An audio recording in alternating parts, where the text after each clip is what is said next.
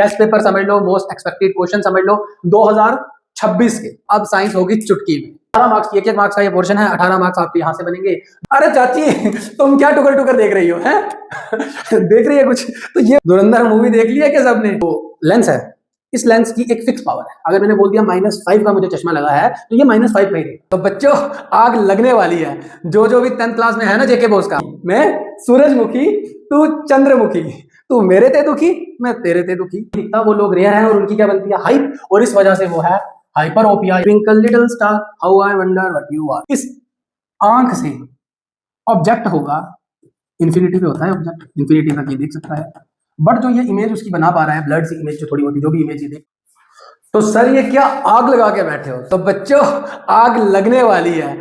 जो भी 10th class में है ना जेके बोस का, भाई साइंस की चिंता छोड़ दो, अब साइंस होगी चुटकी में। तो सर कैसे होगी और क्यों होगी और कब होगी, तो आज से हम शुरू करने वाले हैं जेके बोस की धुआंधार धुरंधर सीरीज।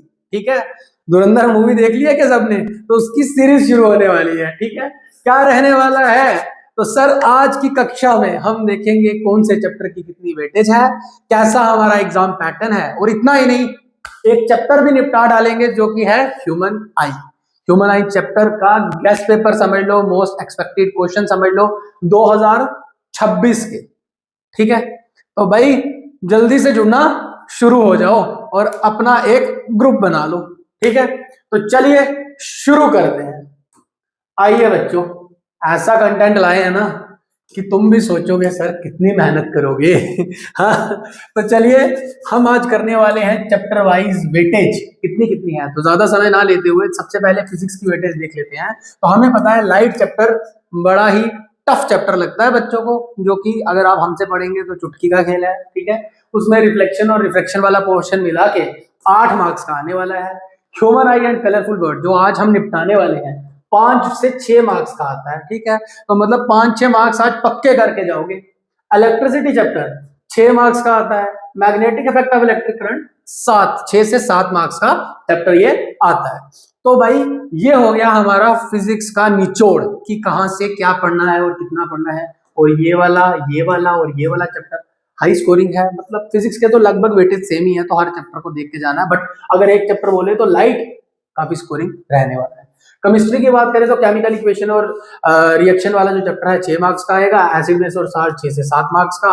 मेटल नॉन मेटल 6 से 7 मार्क्स का। और कार्बन और इसके कंपाउंड 8 मार्क्स का। 8 मार्क्स का भाई। और सर यही तो नहीं आता, फिजिक्स से ये नहीं आता, केमिस्ट्री से ये नहीं आता, करना पड़ेगा और हम करवाएंगे। ठीक है, और ऐसा प्लान लेके आए हैं ना कि 20% सिलेबस पढ़ के 80% स्कोर हो सकता है। स्टडी स्मार्ट वाला प्लान है ये, तो आपका टाइम ज्यादा कंज्यूम नहीं होगा इसमें। ठीक है, लाइफ प्रोसेस 8 मार्क्स का चैप्टर है। बायो से सबसे ज्यादा वेटेज का चैप्टर है ये। कंट्रोल एंड कोऑर्डिनेशन 6 मार्क्स का है। हाउ डू ऑर्गेनिज्म रिप्रोड्यूस 4 से 5 मार्क्स का है। हेरिडिटी और जेनेटिक्स 4 से 5 मार्क्स का है। और अवर इन्वायरमेंट 4 से 5 मार्क्स का है। तो बढ़िया सा इसका आप एक स्क्रीनशॉट ले लीजिए। ले लिया, चलिए अब आगे बढ़ते। तो भाई साहब अब क्या है, तो लॉजिकल मास्टर जी क्लासेस आपके अपने आर्यन सर आपको बताने वाले हैं पेपर का पैटर्न। तो देखिए सेक्शन ए आपको आएगी, 4 सेक्शन आएगी आपको। सेक्शन ए की अगर हम बात करें तो उसमें 18 ऑब्जेक्टिव होंगे, जिसमें असर्शन रीजनिंग भी इंक्लूड होगी। तो 18 मार्क्स की, एक मार्क्स का ये पोर्शन है। 18 मार्क्स आपके यहाँ से बनेंगे। 2 मार्क्स वाले क्वेश्चन, वेरी शॉर्ट क्वेश्चन आपको आएंगे कितने, 10 क्वेश्चन आएंगे और 20 मार्क्स आपके यहाँ से बन जाएंगे। सेक्शन सी की बात करें तो शॉर्ट क्वेश्चन 3 मार्क्स का होगा और 9 आएंगे तो 27 मार्क्स यहाँ से बन जाएंगे। और सेक्शन डी जो 5 मार्क्स वाले क्वेश्चन है 3 आएंगे और आपके 15 मार्क्स यहाँ से बनने वाले हैं। तो चलिए इसका भी स्क्रीनशॉट ले लीजिए। अरे ले लीजिए ना, ले लिया। चलिए आगे चलते हैं और जल्दी से फटाफट से ये चैप्टर निपटाते हैं। तो सर ह्यूमन आई, सर आप कुछ बोल रहे थे शुरू में। हाँ, तो मैं बोल रहा था कि सिर्फ 20% स्मार्ट सिलेबस पढ़ो और 80% मार्क्स स्कोर करो। तो जो बच्चे अब 90-98% लाना चाहते हैं तो उनका क्या भाई साहब, पूरा साल मेहनत कर ली है ना, क्वेश्चन तो यही आने हैं, समझ रहे हो, इन्हीं में से क्वेश्चन आएंगे। आपने सब पढ़ रखा है, इसको स्किप मत करके जाना। ये ना हो कि इसको स्किप कर दो और जो पढ़ रखा तो पहले ये 80 लोगे तो 90 पहुंच पाओगे ना। तो ये तो सबने स्कोर करने ही करने हैं, जो जो हमारे साथ जुड़ेगा उसे ये मार्क्स मिलेंगे। ठीक है, तो पहला क्वेश्चन है, what is meant by power of accommodation two of the I, power of accommodation, human आई से क्वेश्चन है, ह्यूमन आई आज हम निपटाने वाले हैं। तो ह्यूमन आई से पहला क्वेश्चन है, और सर ये ऐसा वैसा गेस्ट पेपर नहीं है, देखिए साथ साथ ये भी आपको पता चलता जाएगा ये क्वेश्चन कब आया, 2016 में आया, 2019 में आया, 2022 में आया, ठीक है। तो पावर ऑफ एकोमोडेशन क्या होती है, देखिए ये मेरे पास जो लेंस है, इस लेंस की एक फिक्स पावर है। अगर मैंने बोल दिया -5 का मुझे चश्मा लगा है तो ये -5 का ही रहेगा, है ना। तो ये जितनी दूर देख सकता है उतनी दूर की नजर मुझे दिखा पाएगा।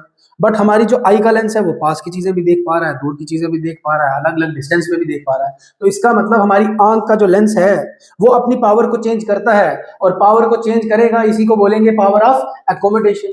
ज्यादा समय नहीं लेंगे, पावर ऑफ एकोमोडेशन एक झटके में पढ़ लेंगे। तो देखो यार, हमारी आंख के अंदर कुछ इस तरह का लेंस रहता है। कौन सा लेंस रहता है कमेंट सेक्शन पे बताइएगा, मुझे विश्वास है आपको पता होगा।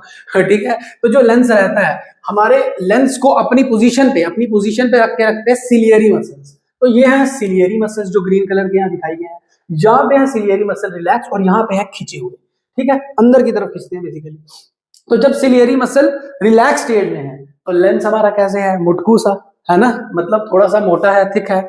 और यहाँ पे थिक है क्या, अबे यार जो बोलो वही कर देते हो, थिन है, कैसा है, थिन है। और यहाँ है मुटकू सा, और ये कैसा है, थिक है। बढ़िया सर, आगे समझ दिख रहा है, यहाँ पे थिक है, यहाँ पे थिन है। तो आप बताओगे what is power of accommodation, ability of eye lens to adjust is focal length, अपनी फोकल लेंथ को बार बार एडजस्ट करना, इसी को बोलते हैं पावर ऑफ एकोमोडेशन। और पावर और फोकस का सर जल्दी से फॉर्मूला बता दो, पावर इज इक्वल टू 1/फोकस, ठीक है। तो फोकस को एडजस्ट करेगा तो पावर भी एडजस्ट होगी, बिल्कुल बढ़िया। तो आप ऐसे थ्योरी लिखोगे, स्क्रीनशॉट आप इसके भी लेते जाना, हम पूरा एक्सप्लेन नहीं करने वाले, ठीक है, क्योंकि समझाने का टाइम नहीं है ना। समझाने के लिए अगर आपको कोई टॉपिक समझना है बढ़िया सा तो आप कमेंट सेक्शन में लिख देंगे, उसकी वीडियो अलग से आएगी।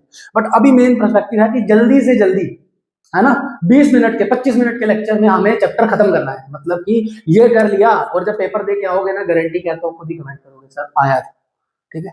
तो जब हम दूर के ऑब्जेक्ट देखते हैं, तो तब क्या होता है, उस समय में हमारे सिलियरी मसल रिलैक्स रहते हैं। तो कौन सी वाले में रिलैक्स, जहाँ ऊपर वाले में, तो हम फार ऑब्जेक्ट देख रहे हैं, ठीक है। सिलियरी मसल रिलैक्स रहेंगे तो हमारा लेंस कैसा रहेगा, थिन रहेगा, और फोकल लेंथ याद रखिएगा कैसा रहेगा, इंक्रीज रहेगा। जब हम पास के ऑब्जेक्ट देखते हैं, जब हम पास की चीजें देखते हैं, जब हम बुक पढ़ रहे होते हैं तो आंखें थोड़ी ऐसे कर लेते हैं, मतलब हमारे सिलियरी मसल उस टाइम पे कंट्रैक्ट है, लेंस हमारा थिक हो गया है, ठीक है। तो सिलियरी मसल कंट्रैक्ट है, लेंस हमारा थिक हो गया, और फोकल लेंथ डिक्रीज हो गई है, ठीक है। तो आप अगर ये डेफिनेशन और साथ में ये बना के आ गए तो मार्क्स पक्के हैं। चलिए आगे बढ़ते हैं। अरे बाबा, अरे चाची तुम क्या टुकर टुकर देख रही हो, हैं? देख रही है कुछ? तो ये वो हालात हैं जब हम यहाँ खड़े हैं और दूर क्या लिखा है, टीचर हम क्लास में पीछे बैठे हो और दूर क्या लिखा हुआ है, हम ऐसे करके देख रहे हैं, यार कुछ समझ नहीं आ रहा। तो वैसे कुछ हालात हैं इनके, तो इनकी आई में कोई डिफेक्ट है ना। तो क्वेश्चन नंबर 2015 में, 2018 में, 2021 में, और इसके अलावा भी काफी बार आ रखा है। Most repeated, most expected question है ये, ठीक है। What are the far point and near point of the normal eye? आप कितना दूर देख सकते हैं और कितना पास देख सकते हैं। दूर सर हम छत पे खड़े हो जाए तो ऐसे करके देखते रहेंगे, हम तो इन्फिनिटी तक देख सकते हैं, है ना, जहां तक नजर जाएगी वहां तक देखेंगे, दूसरे मोहल्ले कोचे तक, सब जगह तक देखेंगे। और जब पास की बात करते हैं सर, इधर तक ठीक दिखता है, ऐसा नहीं कि हम इधर देख नहीं सकते, बट ब्लर हो जाती है इमेज। तो आप अभी अभी अपनी बुक उठाइए और उसको ऐसे करके पास ले आइए, पास लाओगे तो आस्ता आस्ता ब्लर होना शुरू हो जाएगी। तो नियर पॉइंट होता है 25 सेंटीमीटर, फार पॉइंट होता है इंफिनिटी। चाची का नहीं है, चाची का नहीं है। चलिए, तो ये स्क्रीनशॉट आप ले सकते हैं, ठीक है। अब आगे बढ़ते हैं। तो नेक्स्ट क्वेश्चन है, explain the structure and function of human I. Human आई अगर पढ़ा है तो आई के बिना तो काम चलने नहीं वाला, चैप्टर का नाम है तो आई का फंक्शन और स्ट्रक्चर बताना है। How are we able to see nearby as well as distance object, हम पास के और दूर के ऑब्जेक्ट कैसे देख सकते हैं, सिलियरी मसल्स की वजह से, वो फोकल लेंथ को एडजस्ट करते रहते हैं। 2017, 2020, 2023 और ये भी है इन्फिनाइट बार आया हुआ, काफी बार आ रखा है, ठीक है। तो चलिए, अरे यार सर अब क्या पूरी आई पढ़ाओगे? नहीं यार, 1 मिनट की रिवीजन देख लेते हैं। आई के सबसे बाहर होता है कॉर्निया। कॉर्निया को कहते हैं विंडो ऑफ आई, सबसे पहली खिड़की जहां से लाइट अंदर आएगी, ठीक है। कॉर्निया के बाद अगर हम बात करें तो लेंस तो होता है, और लेंस को यहाँ पे सिलियरी मसल जो है वो जोड़ के रखते हैं। लेंस से आगे क्या क्या होता है? तो लेंस से आगे ये है, ये जो कलर्ड वाला पोर्शन है इसे कहते हैं आइरिस। तो आपसे पेपर में क्वेश्चन आ जाए कि आई का कलर आपकी blue eyes, purple eyes, yellow eyes, blue eyes, black eyes, इसकी वजह से है, तो सर आइरिस की वजह से है, ठीक है। और सेंटर में जो ब्लैक वाला स्पॉट है इसको कहते हैं प्यूपिल, यही एडजस्ट करता है कितनी लाइट आएगी कितनी लाइट नहीं आएगी, ठीक है। तो जब हम एक बड़ी लाइट वाले रूम से हम एक डार्क रूम में जाते हैं तो वहां पे इसका रोल ही आता है, ये भी क्वेश्चन पूछा जाता है, ठीक है। उसके बाद प्यूपिल को एडजस्ट कौन करता है, तो आइरिस एडजस्ट करता है। आई लेंस और कॉर्निया के बीच में कौन सा फ्लूइड है, तो सर आई लेंस और कॉर्निया के बीच में है एक्वस ह्यूमर, ठीक है। और आई लेंस और रेटिना के बीच में कौन सा फ्लूइड है, तो इनके बीच में है विट्रस ह्यूमर। यहाँ पे है retina, retina is known as screen of the eye, यहाँ पे इमेज बनेगी, कैसी इमेज बनेगी कमेंट सेक्शन पे बताइएगा, ठीक है। और यहां से ये जो ऑप्टिक नर्व्स हैं हमारे ब्रेन तक सिग्नल लेके जाएंगी, जिस जगह से ऑप्टिक नर्व सिग्नल लेके जाती है इस जगह कोई इमेज नहीं बनती, इसको बोलते हैं ब्लाइंड स्पॉट, ठीक है। तो थोड़ा थोड़ा हमने इसे रिवाइज कर लिया। स्क्लेरा क्या होता है, तो सर ये जो व्हाइट वाला पोर्शन है हमारी आंख का ये है स्क्लेरा, जो कलरफुल पोर्शन है ये है आइरिस, और प्यूपिल है ब्लैक वाला पोर्शन, ठीक है। और ये तो आईलिड है, ठीक है। और टीयर डक्ट है और लैक्रिमल क्रॉनिकल है, ये जो साइड में होता है, जो कि एक वेस्टिजियल ऑर्गन है, अब हमारे किसी काम का नहीं, ठीक है। बट इंपॉर्टेंट ये है, रेटिना पे दो तरह के सेल होते हैं, वो कौन कौन से, तो एक होते हैं रॉड सेल, एक होते हैं कोन सेल। सी से कौन, तो सी से colour, colour respond to colour, colour वाली चीजें किसकी वजह से देख पाते, कौन सेल की वजह से, ठीक है। Necessary for seeing coloured object, necessary for seeing coloured object. और सर ये तो बता दिया, और डिम लाइट में देखने में कौन, जब लाइट कम होती है तो तब भी हम देख पाते हैं रात के समय में, तो कौन काम आता है, रॉड सेल काम आते हैं। और रॉड सेल का काम होता है इंटेंसिटी, जिसे हम ब्राइटनेस बोलेंगे, उसको रिस्पॉन्ड करना। तो जो ब्राइटनेस कम ज्यादा इसकी वजह से लग रही है, रॉड सेल की वजह से। दो तरह के सेल होते हैं आई में। चलिए सर आगे बढ़ते हैं, ज्यादा समय मत खर्चवाइए सर, मत खर्चवाइए। अरे ये एक एक सेकंड खर्चने नहीं हो रहा, याद रखना पेपर में आएगा और आके बोलोगे सर क्या सीरीज शुरू की थी। भाई तुम लोग पढ़ चुके हो सुस्त मुर्गी, समझ रहे हो, सुस्त मुर्गी, ठंडी में ऐसे करके बैठे हुए हो कि नहीं कल पढ़ेंगे कल पढ़ेंगे। भाई 40 दिन रह गए, डेट शीट आने वाली है और फेब एंडिंग में आपके एग्जाम है, तो अब पढ़ना शुरू कर दो। इसके बाद कब पढ़ोगे। चलिए क्वेश्चन नंबर 4 है, the far point of myopic person is 80 centimetre in the front of eye, ठीक है। फार पॉइंट बताया हुआ कितना है, 80 सेंटीमीटर। फार पॉइंट तो सर इन्फिनिटी होता है, इसका 80 सेंटीमीटर है। What is the nature and power of the lens required to correct problem. बंदे को इन्फिनिटी ना देख के पास का दिख रहा है, मतलब 80 सेंटीमीटर पे दिख रहा है, तो मतलब दूर की नजर कमजोर है। दूर की नजर कमजोर होने को कहते हैं मायोपिया, और मायोपिया की करेक्शन में कौन सा लेंस यूज करते हैं बताइएगा। सर ये वाला लेंस यूज करते हैं, और ये वाला लेंस कौन सा होता है बच्चों, ये वाला कौन सा होता है, ये होता है कनकेव लेंस। तो कनकेव लेंस का यहाँ यूज होने वाला है 2016, 2019, 2024 में। बट सर क्या इतना ही यहाँ कुछ बोला हुआ है, न्यूमेरिकल सा लग रहा है। लाइट से न्यूमेरिकल आते थे, इलेक्ट्रिसिटी से आते थे, ह्यूमन आई से, हाँ तो भाई आया हुआ है ना, इसे छोड़ेंगे तो चलिए। अरे बड़ा हाय हाय हाय। तो यहाँ पहले वही बता दिया आपको, मायोपिया डिफेक्ट है, कनकेव लेंस से ठीक होगा, और इमेज जो बनेगी वो वर्चुअल इमेज बनेगी at the far point of the myopic eye. आप थ्योरी इसकी लिख सकते हैं। अब ध्यान देखिए, ये है हमारी आई, उस पर्सन की आई है ना, हमारी क्या, उस पर्सन का डेला है, डेला है आई है। तो ये जो आंख है, इस आंख से ऑब्जेक्ट होगा, इन्फिनिटी पे होता है ऑब्जेक्ट, इन्फिनिटी तक ये देख सकता है। बट जो ये इमेज उसकी बना पा रहा है, ब्लड सी इमेज जो थोड़ी होती, जो भी इमेज ये देख पा रहा है, वो देख पा रहा है 80 सेंटीमीटर तक, ठीक है। तो इमेज डिस्टेंस कितना है, 80 सेंटीमीटर। ऑब्जेक्ट डिस्टेंस कितना है, इन्फिनिटी। साइन कन्वेंशन पढ़ रखा है, जो इस तरफ की चीजें होती हैं वो कैसी होती हैं सर, वो नेगेटिव होती हैं, है ना, नेगेटिव होती हैं।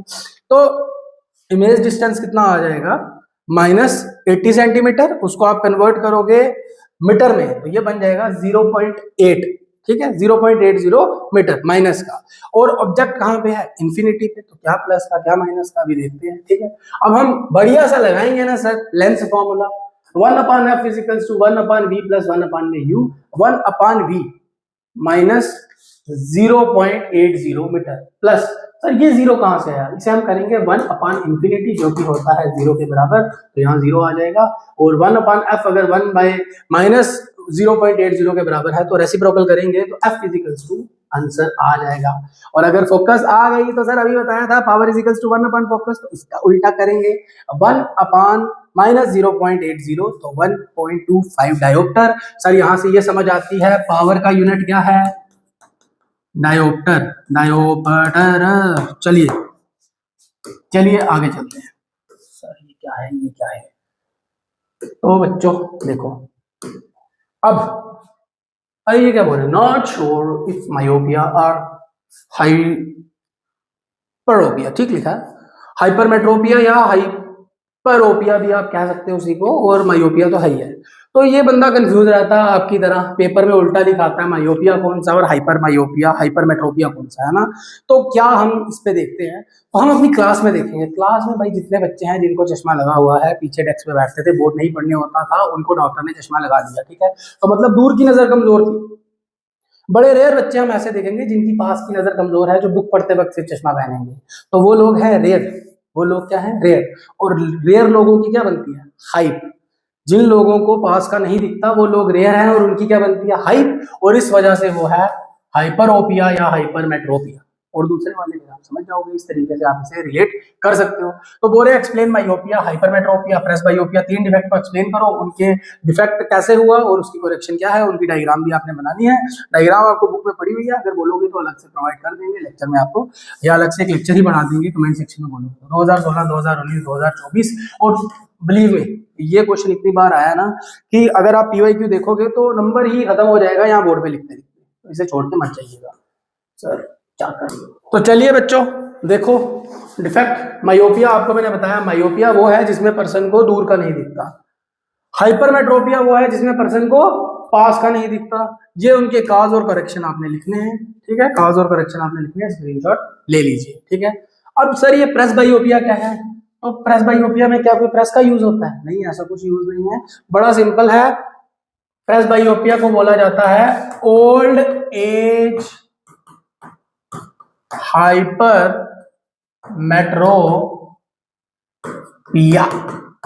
तो बूढ़े लोगों का हाइपरमेट्रोपिया इज प्रेसबायोपिया, मतलब पर्सन की क्या होती थी इसमें, पास की नजर कमजोर। तो जब इंसान बूढ़ा हो जाता है, थ्रू आउट द लाइफ उसके सिलियरी मसल कंट्रैक्ट रिलैक्स कर रहे हैं, और अब सिलियरी मसल थक गए हैं, अच्छे से फोकल लेंथ को एडजस्ट नहीं कर पा रहे, वीक हो चुके हैं, है ना। तो उस टाइम पे पर्सन को पास की चीजें दिखना क्लियरली पॉसिबल नहीं हो पाता, और उस डिफेक्ट को कहते हैं प्रेसबायोपिया। जैसे इस चाचा की हो गई है, फोन देखते वक्त भी है ऐसे ऐसे कर रहा है, भाई पास का नहीं दिख रहा। आपने देखा होगा आपके घर में भी जो ओल्ड एज मेंबर हैं, वो सब जब भी कोई बुक वगैरह पढ़ते हैं तो ऐसा चश्मा पहन लेते हैं, है ना। तो ये वो डिफेक्ट है। इसका काज करेक्शन बिल्कुल सेम यही वाला रहने वाला है, बस इसका काज करेक्शन बिल्कुल सेम रहने वाला है, काज इसका जो है वो ओल्ड एज वाला फैक्टर यहाँ पे डाल सकते हो। और कभी कभी क्या होता है कि पर्सन को ओल्ड एज में ही ज्यादातर ये होता है, आप मान लो कि पर्सन को दूर का भी क्लियरली नहीं दिख रहा, पास का भी क्लियरली नहीं दिख रहा, तो उस केस में उसकी करेक्शन क्या आएगी, तो भाई साहब उसको ऐसे वाला लेंस लगेगा, इसको बोलते हैं, लिखा हुआ है बायफोकल लेंस। इससे आपको ऐसी डायग्राम आ सकती है और लेबल करने को पूछ सकते हैं कि बताओ नीचे कौन सा लेंस होगा, तो नीचे लेंस होगा कन्वेक्स, और ऊपर कौन सा लेंस होगा, तो ऊपर होगा कनकेव, ठीक है, याद रहेगा। चलिए आगे बढ़ते हैं। सर तारे टिमटिमा रहे हैं, चलिए। तो बच्चों क्वेश्चन है 2017, 2021, 2024 में स्टार्स पे ट्विंकल ट्विंकल लिटिल स्टार, जब आप छोटे थे तो आप ये बोलते थे twinkle twinkle little star how I wonder what you are, हैं, how I wonder what you are, जो भी है था, है ना। तो जो ट्विंकल ट्विंकल लिटिल स्टार था, तब आप पूछते थे क्वेश्चन कि भाई किस तरीके से स्टार चमकते हैं, तो जवाब उसका मिलने जा रहा है 10th क्लास में है। तो why do star twinkle, explain why planet do not. तारे जो हैं वो टिमटिमाते हैं बट प्लैनेट्स नहीं। तो बढ़िया है, हमें पता है आंसर, आप ये उतार लेंगे, हमें पता है स्टार जो है वो अर्थ से काफी दूर होते हैं और प्लैनेट जो है वो अर्थ के काफी पास होते हैं। स्टार एक पॉइंट सोर्स की तरह काम करेंगे, ठीक है, और जो प्लैनेट है वो पॉइंट सोर्स की तरह काम नहीं करेंगे।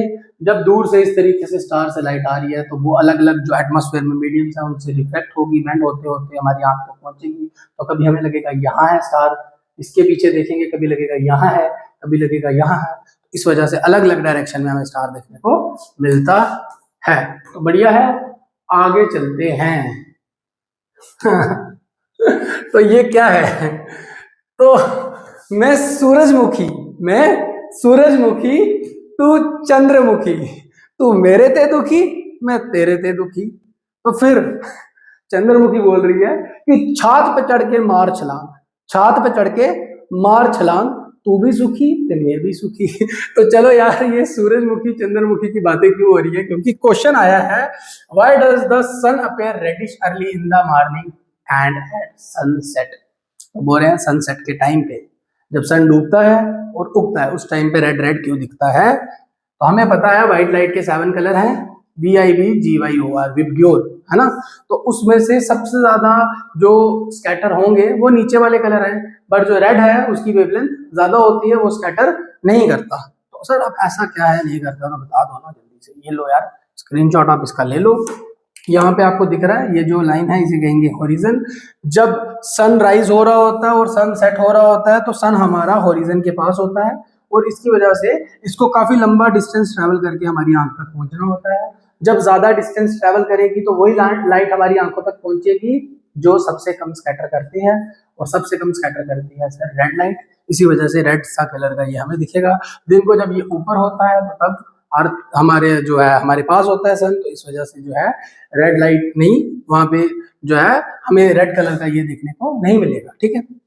तो लिखा है during the sunset and sunrise the sun is near the horizon, therefore sunlight has to travel larger distance in atmosphere, atmosphere में लंबा दूरी से तय करनी पड़ेगी। Due to the most of, इसकी वजह से क्या होगा कि ब्लू लाइट जो है वो स्कैटर हो जाएगी, बिखर जाएगी, क्योंकि उसकी वेवलेंथ कम है, और लॉन्ग वेवलेंथ वाली लाइट जैसे कि रेड कलर हमारी आंख तक पहुंचेगा और ऐसा माहौल दिखता है। चलिए आगे बढ़ते। अच्छा, किसी को लग रहा होगा सर बड़ी तेज पढ़ा रहे हैं, बड़ा ये कर रहे हैं, तो भाई ये है क्विक रिवीजन सेशन, है ना। इसमें हम क्या कर रहे हैं कि भाई जल्दी से, हमें मेन मोटिव है कि स्कोर पूरा करना है और ये क्वेश्चन आने हैं, है ना, जल्दी से निपटाना है, रिवीजन जल्दी करनी है, तो उसलिए सीरीज है, तो इसीलिए हम इसे जल्दी से समझाने की कोशिश कर रहे हैं। चलिए क्वेश्चन नंबर 8 है, why does the sky appear dark instead of blue to the astronaut. Question number 2018-2021 में आया हुआ है सर, बढ़िया क्वेश्चन है। ओहो सर क्या कर रहे हो? तो भाई देखो क्या लुक का बंदे किया ना। तो जब एस्ट्रोनॉट स्पेस में जाते हैं तो उन्हें स्काई जैसे हमें दिखता है ब्लू कलर का, वैसा नहीं दिखता। कैसा दिखता है? ब्लैक कलर का, डार्क सा हमें उन्हें दिखता है, क्योंकि स्पेस में एटमॉस्फेयर नहीं होता, वैक्यूम होता है ना। और ये जो आपको अलग अलग कलर चीजों के दिख रहे हैं, ये किसकी वजह से है? एटमॉस्फेरिक रिफ्रैक्शन की वजह से, है ना। तो जब एटमॉस्फेयर ही नहीं है तो रिफ्रैक्शन कहाँ होगी? तो वही आपने इसका आंसर ये उतार लेना है। चलिए, नीली परी पीली परी कमरे में बंद, आगे आप देख लो, ठीक है। तो रेनबो से क्वेश्चन है, why do we see a rainbow in the sky only after rainfall. बारिश के बाद ही रेनबो देखने को क्यों मिलता है? 15, 17, 20 और 23 में आया हुआ है। तो हमें पता है जो वाटर ड्रॉपलेट्स रह जाते हैं एटमॉस्फेयर में बारिश के बाद, वो प्रिज्म की तरह काम करते हैं, और प्रिज्म से जब व्हाइट लाइट जाती है तो ये उसे 7 कलर में, 1 2 3 4 5 6 7 कलर में तोड़ देता है। VIBGYOR, वायलेट, इनको blue, green, yellow, orange, red, इसकी वजह से। तो आंसर आप लिख सकते हैं। चलिए आगे चलते हैं। Question number 10, question number 10, okay. तो question number 10, question number 10, question number 10 देखिए बच्चों। क्वेश्चन नंबर 10 में तो वही बता दिया कि प्रिज्म है और 7 कलर आपको यहाँ दिखा दिए। जब भी एक प्रिज्म से लाइट जाएगी, और आप कमेंट सेक्शन में ये बताइए कि प्रिज्म के कितने ट्रायंगुलर फेसेस होते हैं, ऑब्जेक्टिव पूछा गया आपसे, और कितने रेक्टेंगुलर फेसेस होते हैं, ठीक है। कमेंट सेक्शन में बताइएगा, ठीक है, कमेंट करिए। Question number 10, what is dispersion of light. Dispersion of light क्या होता है? व्हाइट लाइट के 7 कलर होते हैं नॉर्मली, जब वो प्रिज्म से पास होती है तो 7 कलर में टूट जाती है। व्हाइट लाइट का 7 कलर में डिफरेंट कलर्स में टूटना, इसे बोलेंगे डिस्पर्जन ऑफ लाइट। और ये जो 7 कलर का बैंड बन रहा है, इसको बोलेंगे स्पेक्ट्रम ऑफ लाइट, इसे बोलेंगे spectrum of light. Cause of dispersion क्या होता है कि लाइट के हर कलर की अलग अलग स्पीड से स्पीड होती है ना, तो अलग अलग स्पीड से वो यहाँ से निकलेंगे जब मीडियम पे चेंज करेंगे वो। तो व्हाइट लाइट ग्लास प्रिज्म वाला क्वेश्चन कितनी बार आया है आपको पता ही है। आंसर आप फटाक से उतार लेंगे। पहले तो ये, अरे भाई ये छुपा रहा हूं मैं हाँ, नहीं तो आंसर दे दोगे आप कितने पैसे होते हैं। तो आप dispersion of white light, band of 7 colour with your spectrum बोलेंगे, बैंड ऑफ 7 कलर को वाइड डिस्पर्जन आकर स्क्रीनशॉट ले लीजिए। चलिए आगे बढ़ते हैं। सर क्वेश्चन नंबर 11 तक तो पहुंच गए हो आप, क्वेश्चन नंबर 11 तक तो पहुंच गए हो आप, बढ़िया है ना, पहुंच गए हैं तो चलिए। तो देखो सबसे पहले पता होना चाहिए कि स्कैटरिंग क्या होती है। तो अगर ये लाइट है, यहाँ से लाइट आ रही है, अरे अगर ये लाइट है, यहाँ से लाइट आ रही है और रास्ते में था एयर पार्टिकल या कोई भी पार्टिकल, एयर पार्टिकल तो होगा नहीं रास्ते में, जो भी पार्टिकल था उसकी बात कर लेते हैं। उन पार्टिकल को स्पेसिफिकली 9th क्लास में हमने पढ़ रखा है, कोलाइडल पार्टिकल बोलते हैं। कोलाइडल पार्टिकल जब इसे एब्जॉर्ब करेगा तो एब्जॉर्ब करने के बाद पहले तो इसे करेगा अपने अंदर खींचेगा और फिर हर डायरेक्शन में इसे भेज देगा। ठीक है, हर डायरेक्शन में ऐसे ही सारे पार्टिकल इसे भेज देते हैं और उतने एरिया में लाइट का पाथ विजिबल हो जाता है। इस फिनोमिना को बोलते हैं टिंडल इफेक्ट और यही है स्कैटरिंग। ठीक है, तो what is scattering of light? Scattering of light क्या होता है? टिंडल इफेक्ट उसी पे बेस्ड है। Explain why the sky appear blue. तो स्काई भी जो ब्लू किस वजह से दिखता है? क्योंकि ब्लू कलर स्कैटर करता है। ठीक है, तो यहाँ पे हमारे पास टॉर्च थी, टॉर्च से हमने ये वाला ए बीकर है जिसमें हमने लिया है वाटर, और ये बी बीकर है जिसमें हमने वाटर के अंदर डाल दिया सर एक मिल्की ड्रॉप। तो मिल्की ड्रॉप हमने डाल दिया है, तो अब ये बन गया कोलाइडल सोल्यूशन और ये है नॉर्मल। यहाँ से लाइट गई, इस जगह पे कोई पाथ नहीं दिख रहा, बट जब इसके अंदर से लाइट गई तो यहाँ पे स्कैटरिंग हुई और इतनी जगह पे दिख रहा है कि लाइट यहाँ से पास हो रही है। इसी को कहते हैं बच्चों scattering of light. Scattering of light के बारे में आपको जो याद रखना है वो ये याद रखना है कि, अरे भाई चलिए, स्कैटरिंग ऑफ लाइट के बारे में आपको ये याद रखना है कि phenomena of absorption of light, अभी मैंने कहा था कि पार्टिकल्स लाइट को एब्जॉर्ब करेंगे और उसे री रेडिएट करेंगे डिफरेंट डायरेक्शन में, इसी को कहते हैं हम स्कैटरिंग। स्कैटरिंग जो है पार्टिकल के साइज पे डिपेंड करती है। तो स्मॉल साइज के पार्टिकल जो हैं वो ब्लू कलर को स्कैटर करते हैं, मीडियम साइज के पार्टिकल जो हैं वो रेड कलर को स्कैटर करते हैं, और लार्ज साइज के जो पार्टिकल हैं वो scatter all the colour of light, that's why it appears white. Large size के पार्टिकल जो है वो सभी कलर को स्कैटर करते हैं, इसी वजह से व्हाइट कलर की हमें लाइट दिखती है। ये चीज आपने याद रखनी है, scattering is inversely proportional to wavelength. Sir हमें पता है प्रिज्म से जब लाइट पास होगी 1 2 3 4 5 और 6, नीचे वायलेट, ऊपर रेड, ऊपर की तरफ वेवलेंथ बढ़ती है, सबसे ज्यादा वेवलेंथ रेड की है तो वो सबसे कम स्कैटर करेगा, और सबसे ज्यादा वेवलेंथ वायलेट की है तो वो स्कैटर करेगा। बट सर स्काई वायलेट क्यों नहीं दिखता, ब्लू क्यों दिखता है? तो वहां पे एक और चीज देखो ना कि हमारे एटमॉस्फेयर के अंदर स्मॉल साइज के पार्टिकल्स हैं जो कि ब्लू कलर को स्कैटर करेंगे, और ये आ गया आपका पूरा आंसर चकाचक।